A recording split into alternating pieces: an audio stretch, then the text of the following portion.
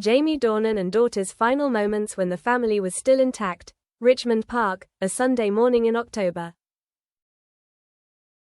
Jamie was wearing a light grey hoodie and old jeans, and there were no flashbulbs or fans around.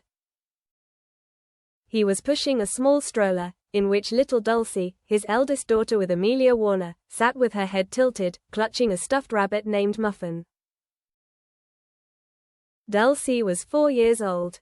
She had slightly tousled auburn hair and clear blue eyes that looked like they had come from the Irish sky where her father had been born.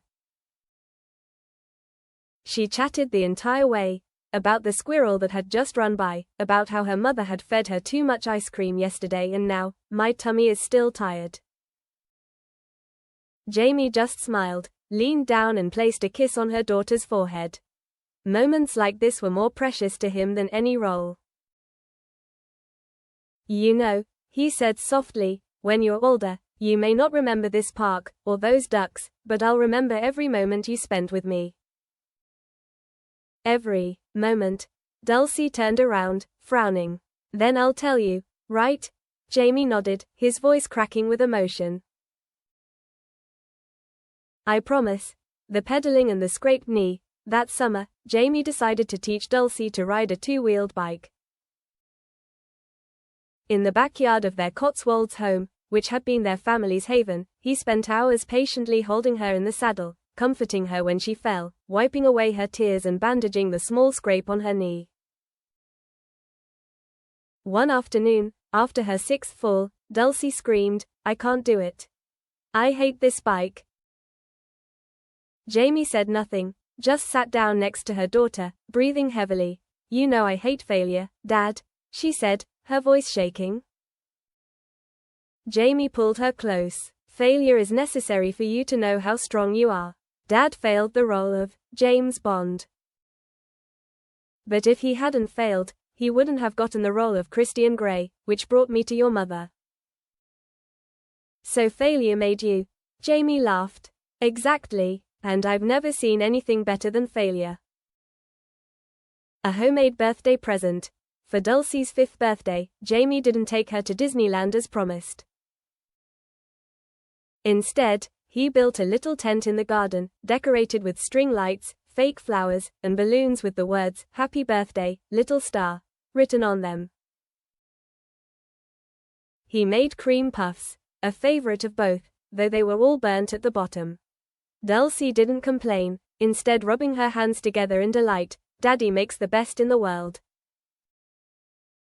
They lay in that tent until late at night, telling ghost stories, talking about the universe, and counting stars.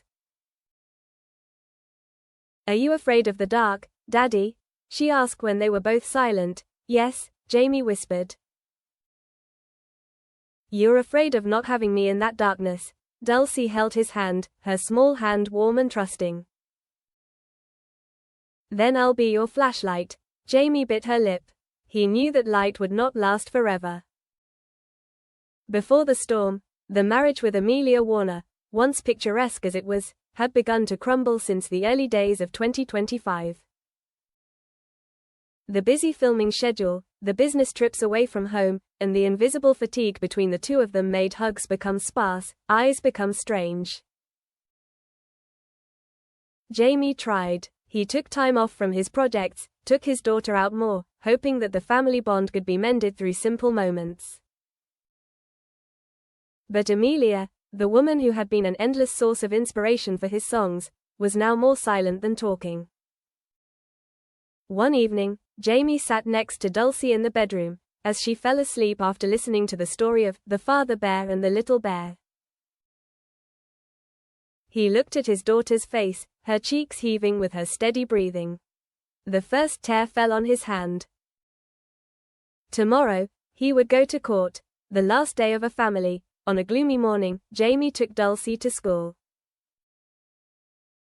At the gate, she did not run in as usual, but held his hand, quietly looking at him with eyes that had begun to sense the change. Daddy, Mom said you won't live with me anymore, right? The question was like a knife stabbing straight into Jamie's chest. He knelt down and hugged her tightly. Daddy will never leave you. He's just somewhere else. But whenever you need him, he'll be there. Like a superhero. Dulcie said nothing. She just raised her hand to his face and wiped away the tear that had fallen down his cheek. I love you, Daddy, you know that. Jamie nodded, trying to smile, but it was a crooked smile. Daddy loves me too, more than anything. The court, the divorce, and the photo in the wallet. The trial ended quietly. No press, no heated arguments.